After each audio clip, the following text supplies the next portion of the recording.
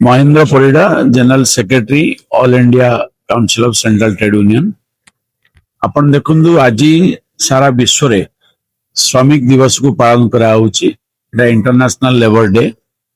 1886 मसीहार Chicago market रे जो गुलिकांड घटी श्रमिक मान न्याय अधिकार जो आंदोलन करते 8 घंटा काम सठिक मजूरी सामाजिक सुरक्षा दाबी रे आंदोलन आरंभ होता। आज 140तम विश्व श्रमिक दिवस पालन करा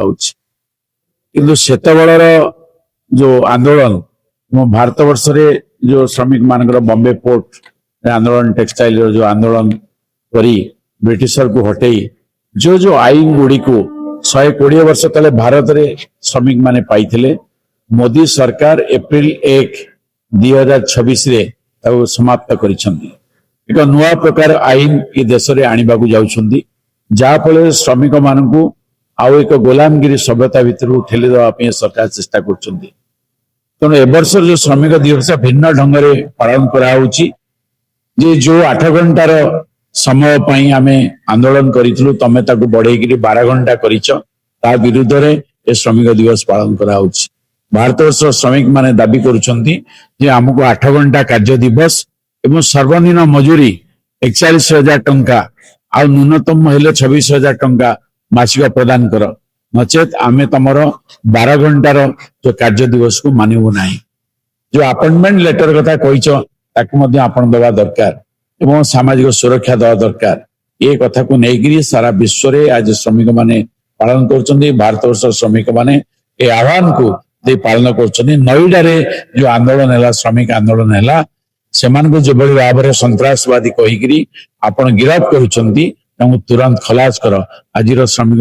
दिवस रे ए होची बड़ आह्वान। राधाकांत सेठी सभापति एआईसीसीटी ओडिशा राज्य कमिटी। आज विश्व श्रमिक श्रेणी आगे सबुठ बड़ प्रश्न और प्रसंग होची सेमाने 19 शताब्दी रे जहाँ सब सेमाने अर्जन करथिले 21 शताब्दी रे से सब को सेमाने माने हरैबा को जाउछंदी तांकोठो छडी निया होची। यदि धरि निया जीवो आपनकर 1886 मसिया आपनकर हे मार्केट रे जो 8 घंटा कार्य निर्घंट पे जो लड़ाई से आरंभ करथिले एवं सेमाने जो भार अत्याचारित होइकरी ए जो रक्त रंजित लाल पताका को उड़ाइकरी सेमान तांकर दाबी जो हासिल करथिले सी वर्तमान सेमान छोड़े निया हला एवं पुणी आज 10 घंटार कार्य निर्घंट तांको पर थोपी दिया हला। वस्तुत से 12 घंटार काम करिवे ता माने गोटिए शिफ्ट काम को श्रमिक मान हाथ छोड़े निया एवं सबुठ बड़ कथा होची जे जेभଳି भाବରେ पृथ्वी रे अमेरिका साम्राज्यवाद एवं भारतवर्ष रे जो माने कॉर्पोरेट राज फांसीवाद सांप्रदायिकतावाद एवं जो कॉर्पोरेट मानकर जो सबुठ तांको निर्देश रे तांकर स्वार्थ पई परिचालित सरकार मान जेभଳି भाବରେ वर्तमान भूमिका नैचंती एवं जो भଳି भाବରେ से माने आपनकर श्रम संहिता को लागू करचंती जाको लेबर कोड बोली कुआ जाउची सेटा लेबर कोड नुह सेटा होची अति धनी मानकर लाभ से कोड तैयारी होती। तेणु से समस्त कोड को से व्यवहार करी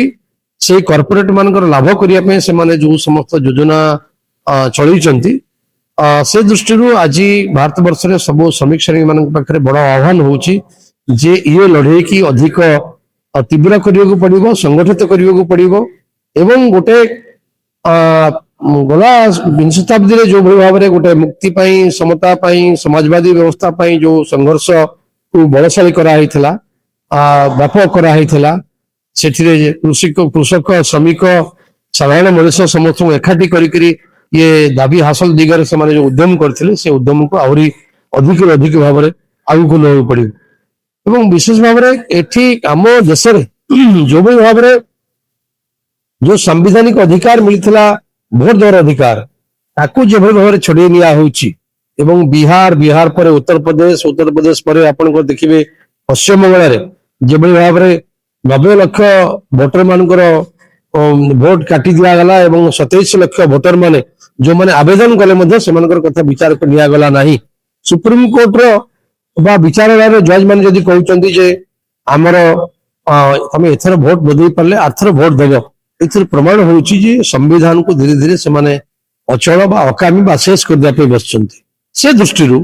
ଏବେ ବିଶ୍ୱ ଶ୍ରମିକ ଶ୍ରେଣୀ ଆଗରେ, ଭାରତ ବର୍ଷର ଶ୍ରମିକ ଶ୍ରେଣୀ ଆଗରେ, ଓଡିଶାର ଶ୍ରମିକ ଶ୍ରେଣୀ ଆଗରେ ସବୁଠୁ ବଡ ଆହ୍ୱାନ ହଉଛି ଯେ ସେମାନେ ଆତ୍ମମର୍ଯ୍ୟାଦାର ସହିତ ବଞ୍ଚିବା ପାଇଁ ସେମାନଙ୍କର ଆଜି ଯୋଉ ଦାବି ହଉଛି ଯେ ସର୍ବନିମ୍ନ ମଜୁରୀ 41,000 ଟଙ୍କା କର, ଏବଂ 41,000 ଟଙ୍କାରେ ମଧ୍ୟ ଗୋଟେ ପରିବାର ଚଳିବା ସମ୍ଭବ ନୁହେଁ। କାରଣ ଯେଭଳି ଭାବରେ ଦରଦାମ ବଢୁଛି ଏବଂ ଆପଣଙ୍କ ଯୁଦ୍ଧ ସମୟରେ ଯୁଦ୍ଧର ସ୍ଥିତି କଣ ହବ କହି ହଉନି। ଆପଣ ଯୁଦ୍ଧ ସମୟରେ ଆଗାମୀ ବର୍ଷ ବା ବର୍ତ୍ତମାନ ସମୟରେ ଯେଭଳି ଭାବରେ ଗ୍ୟାସ ମିଳିବାର ନାହିଁ, ଆଗାମୀ ବର୍ଷ ପାଇଁ ଚାଷ ପାଇଁ ସାର ମିଳିବାର ନାହିଁ, କୌଣସି ରାସାୟନିକ ପଦାର୍ଥ ଯାହା ମଣିଷ ପାଇଁ ଦରକାର ଅଛି ସେ ମିଳିବାର ନାହିଁ, ଧୀରେ ଧୀରେ ସମସ୍ତ କାରଖାନା ଗୁଡିକ ବନ୍ଦ ହଉଛି, ଲୋକେ ସେମାନେ ବେରୋଜଗାର ହଉଛନ୍ତି, କାମ ଛାଡିକି ସେମାନେ ଗାଁକୁ ଫେରୁଛନ୍ତି। ଏଇ ଅବସ୍ଥାରେ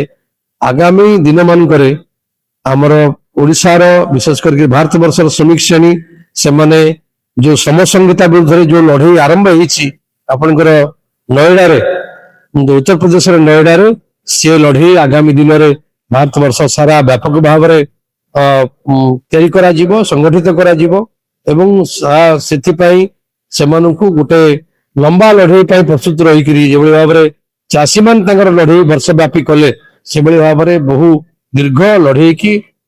ପ୍ରସ୍ତୁତ କରିକିରି ସେମାନେ ତାଙ୍କ ଦାବି ହାସଲ କରିବା ପର୍ଯ୍ୟନ୍ତ ଏ ଲଢେଇ ସେମାନେ ଲଢିବେ। ଇଏ ହଉଛି ମଇ ଦିବସର ଆହ୍ୱାନ।